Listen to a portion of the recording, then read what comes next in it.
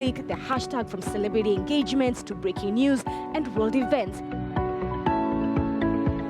Thank you to the Academy. Thank you to all of you in this room. I have to congratulate the other incredible nominees this year.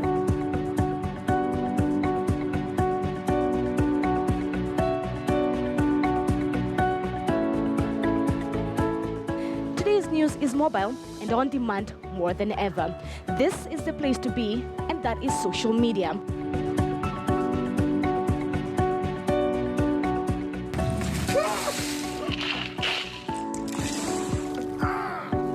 I am your link, Zinzi Kibiku, keeping you connected online and live right here on What's Trending on KTN News.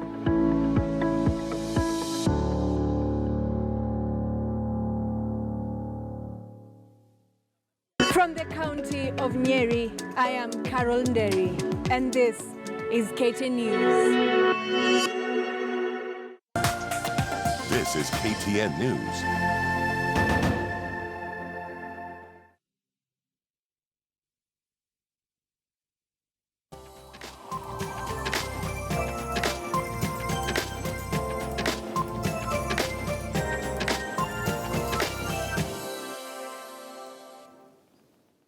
Welcome back to Morning Express, where we'd like to now talk about the National Peace Initiative, and I'll go straight to introducing the guests that we have this morning as part of the panel to have that discussion. And I'll start with my immediate left, where we have Daniel Juma Omondi, who is the Executive Director, Global Peace Foundation, Kenya. Good morning, and thank you for joining us. Good morning. We also have Alex Awiti, who is the Director for East Africa Institute. Good morning, and thank you for joining us. Last but not least, we have Kamlas Omogo, who is the Director for C1, which is IGAD's Conflict Early Warning. Good morning, and thank you for joining us. Good morning. All right, let me start with you, Daniel, and first of all, find out what the National Peace Initiative is all about. Thank you. Thank you very much for hosting us. And this initiative is a collective impact approach. We have various organizations coming together, people who are actually interested in this nation. As you know, historically, Kenya has been a country that goes into panic mode. Especially as we approach election. Election year, yeah. So last week I was in Mombasa, in Ukunda, for the peace conference. And organized by KEPSA? Yes. And then, we basically had a dialogue, people talking. We had diplomats coming in, UNDP, envoys, and they basically discussed how they were worried.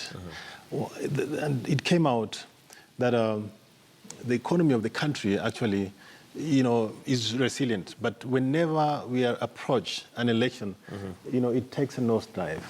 And then this is not good for business. This is not good for the country. So we have started this campaign to have a discussion about Kenya, about how we can create a resilient country, a country that is resilient against politics, a country that is resilient against elections. We don't have to be going through this every 5 years. So I think we have had this discussion and we have agreed that we need to fix our politics, because politics looks like it is the disease. I think we have been a peaceful country for a very long time. Remember during Moi's time, they said we are an island of peace in turbulent waters. But every election years, there seems to be this cycle that comes up where we are suddenly unstable, yes, and peace becomes threatened. Maybe, Alex, yes, are there matters of concern given that we are now approaching an election year? Well, I guess this is one of those very typical election cycle moments when we have an incumbent who is defending the seat. If you remember 2007, we had the post-election violence. It was a very similar arrangement where we had Kibaki running for a second term. And we had, in 1997, 1992, the first multi-party, Moi defending his seat on those two occasions, especially the fact that multi-party was just beginning in 1992 and we had kind of a clamor for change, but you had an incumbency, and that's very important. So this year is one of those. 2013 was peaceful because there was no incumbent on the ballot. And now we have 2017. So this is one of those really scary election moments.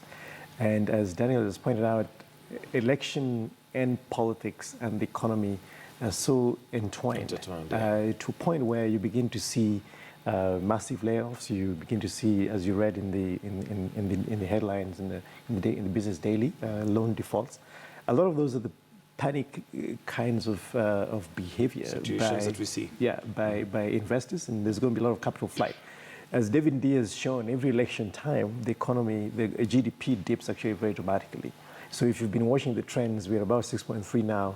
By the end of next year, it will probably be much lower than that. And I think that response is triggered by the fact that we have very little confidence in the establishment, in our institutions to conduct peaceful, believable, and credible elections, especially when there's an incumbent.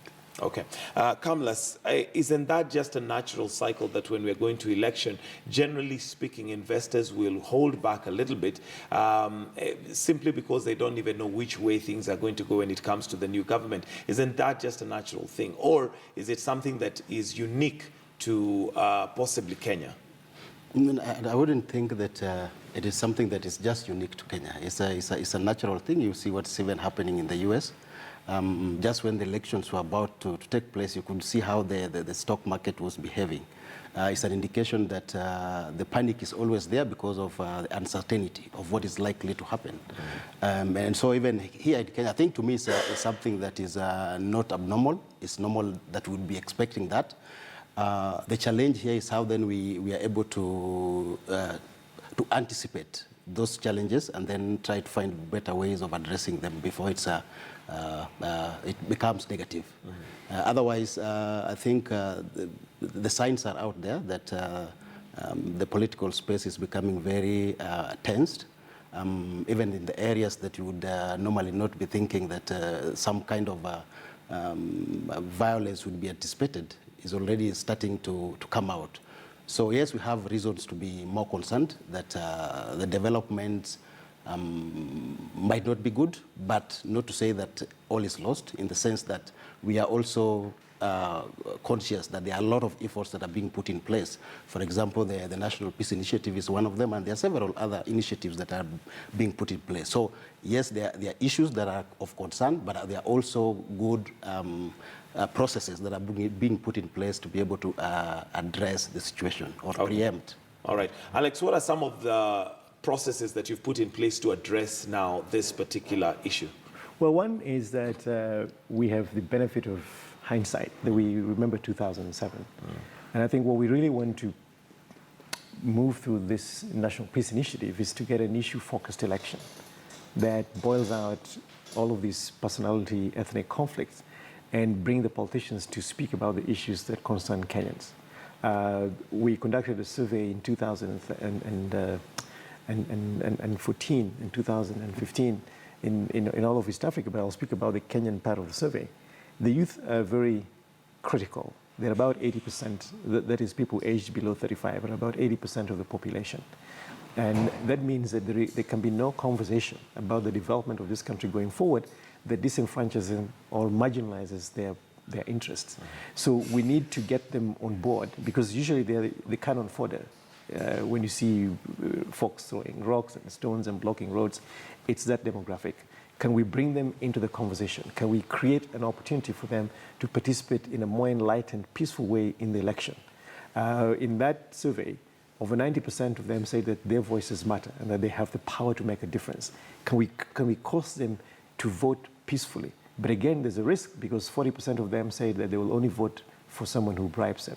Can we begin to place and institute processes and mechanisms to join them in the political conversation, to give them voice and agency in a way that makes that participation more enlightened and more informed, and one that is focused on the issues that will affect them, especially employment, looking at access to education, especially tertiary education, access to vocational training, to make sure that their chances for getting employment are improved. Daniel, one gets the feeling sometimes like this violence is almost arranged and, premeditated by those maybe in political realms for a specific reason. Is this the case? And if not, if it is, would we be dealing with the right demographic when we deal with what he has described as those possibly under a certain economic grade, because they're the ones who can be used by the politicians? Why not deal with the politicians first? Yeah, actually, the reason we have this violence every year, it's mostly because of structural issues. And we have to address the structural factors. We must get the youths into jobs. We must get the youths into business. So what we're saying is that there must be a nexus between politics, business, and peace. And this is what we're trying to infuse here. And we're saying that politics must be about the people, not the political class alone. And we are saying that the politicians, the political class, must give leadership. They must give hope to the youth. We have a percentage of people who are actually disillusioned. They don't have jobs. And the reason we have them going to the streets is because they're idle and they're available for misuse by the politician. So our campaign must not be just about preaching, but we must also infuse what is the nexus between credible and peaceful election. So what we're saying is that this country must have its institutions working. For example, and I'm really focusing on the IEBC, and this was addressed last week in Mombasa. The IEBC must deliver. They have no excuse. They must deliver free, fair, and credible elections. This is, even if you look at it, I was in Mombasa, and the opposition were not there. And the reason they say that they need to have this discussion. I'm thinking the election is the trigger. It is the trigger that actually, causes, this thing to happen. But if we can address the issue of representation, for example, we have in this country, a country whereby we have a winner-take-all kind of situation.